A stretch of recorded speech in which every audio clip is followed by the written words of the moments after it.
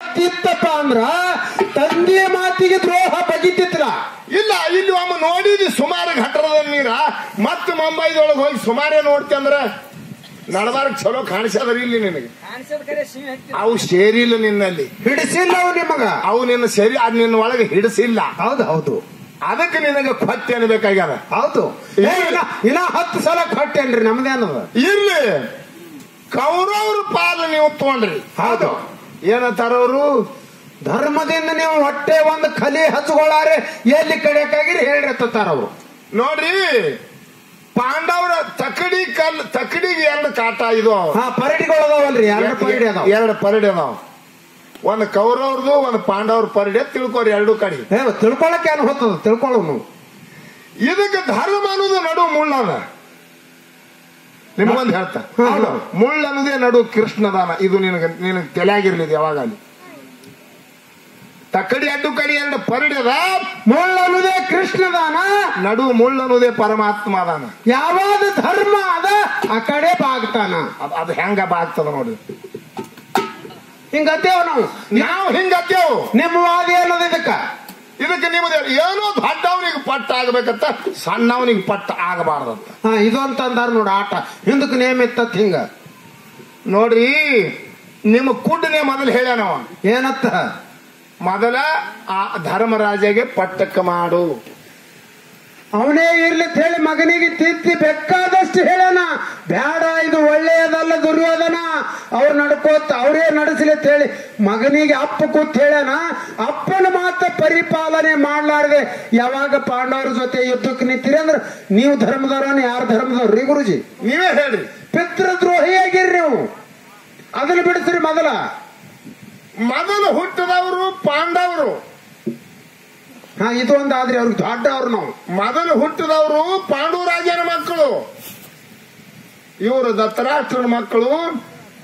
ಈಕಿ ಮತ್ತೆ ಉಪರಾಟ ಹಿಡಿಸಿದ್ರಿ ಅಲ್ಲಿ ನೀವು. ಗಾಂಧಾರಿ 4-5 ತಿಂಗಳು ಹೊಟ್ಲಿದ್ದಳ್ರಿ. ಈಕಿ ಗಾಂಧಾರಿ. ಇವರಲ್ಲೇ ಹುಟ್ಟಿರು 5 ಮಂದಿ. ಹುಟ್ಟಣ ಈಕಿ ಹೊಟ್ಟೆ ಕಿಚ್ಚಿ ಬಿದ್ದಿತ್ತು. 5 ಮಂದಿ ಮಕ್ಕಳಿಗೆ ಸಣ್ಣವನ ಮಗ ಮೈದನ ಮಕ್ಕಳು. ಆಕಿ 5 ಮಕ್ಕಳಿಗೆ ಆಡಿಸ್ಕೋತ ಕೂತಳು. ಈಕಿ 4 ತಿಂಗಳು ಹೊಟ್ಲಿದ್ದಳು. ಈಕಿ ಯಾರು? ಗಾಂಧಾರಿ. ಈಕಿ ಹೊಟ್ಟೆ ಕಿಚ್ಚಿ ಬಿದ್ರಿ. ಆಕಿನ ಮಕ್ಕಳು ಲಗೇಜ್ ಹುಟ್ಟಿದ್ರು, ಆಡಿಸ್ಕೋತ ಕೂತಳು. ನಾ ದೊಡ್ಡಕ್ಕಿ, ನನಗಿನ ಮಕ್ಕಳೇ ಆಗಲು 4 ತಿಂಗಳು ಗರ್ಭಿಣಿ ಇದ್ದೀನಿ, ಹೆಂಗ್ ಮಾಡುದಂತ ಹೇಳಿ ಹೊಟ್ಟು ಬಡ್ಕೊಂಡ್ಲಿಕ್ಕೆ ತಾಪ್ ಹೆಚ್ಚಾಗಿ ಹೊಟ್ಟಿ ಬಡ್ಕೊಂಡ ಬಳಕ ನಿನ್ನ ಹೊಟ್ಟಿ ಬಿತ್ತು ಗರ್ಭಪಾತ ಆಯ್ತು ನಿಂದು. ಹೌದು ಹೊಟ್ಟಿ ಬಿತ್ರಿ. ಹೊಟ್ಟಿ ಬಿತ್ತು, ಹೊಟ್ಟಿ ಬಡ್ಕೊಂಡಿಳು. 101 ಚೂರಾಗಿ ಕಡ್ಯಾಕ ಬಿದ್ದುರಿ. ಕುಲ್ಲಾಗಡಿಗೆ ಉಳಿತು. 101 ಚೂರಾಗಿ ತೆಳಗೆ ಬಿದ್ದು ಅವಕ್ ಬಂದು ಯಾರು ದುರ್ವಾಸ ರುಚಿಗಳು ಬಂದು ಅವು ಎಲ್ಲ 101 ತುಕುಡಿ ಒಂದೊಂದು ಕುಳ್ಳ್ಯಾಗ ಹಾಕಿ ಕೇಸಿನ ಜೀವಕಾಳ ಮಾಡಿ ಅವಕ್ಕ 101 ಮಾಡ್ದವ. 1 ಒಡೆದ 101 ಆಗ್ಯಾವ. ನೀವು ಒರಿಜಿನಲ್ ಇದ್ದೀರಿ, ನೀವು ಅದೋಗತ್ತಿಗೆ ಹೋದವ್ರಿದ್ದೀರಿ. ಹೊಟ್ಟಿ ಬಡ್ಕೊಂಡು ಚೂರಾಗಿ ಬಿದ್ದವ್ರಿದ್ದೀರಿ.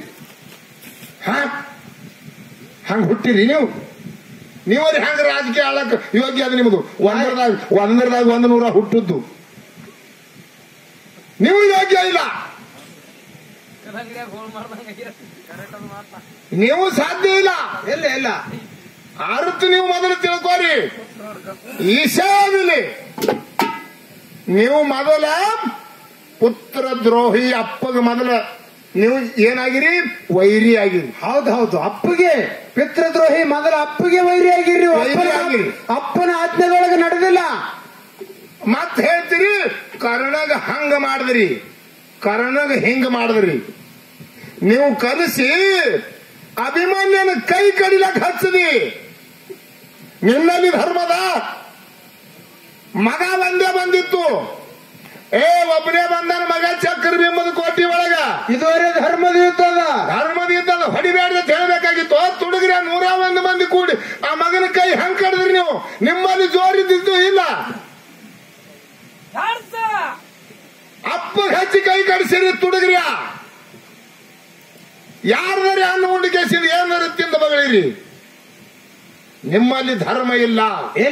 ನಿಮ್ಮಲ್ಲಿ ಧರ್ಮ ಇತ್ತಂದ್ರ ಮಗ ಬಂದದ ನಾವು 101 ಮಂದಿ ಎಲ್ಲಾರು ಕೂಡಿ ಹೊಡೆದು ಇದು ಯೋಗ್ಯ ಅಲ್ಲ ಅನ್ಬೇಕಾಗಿತ್ತು. ಅವ ಗಂಡಸ ಶರ್ಪಾಸ್ತ್ರ ಇತ್ತವನ್ ಹಂತಿಲಿ.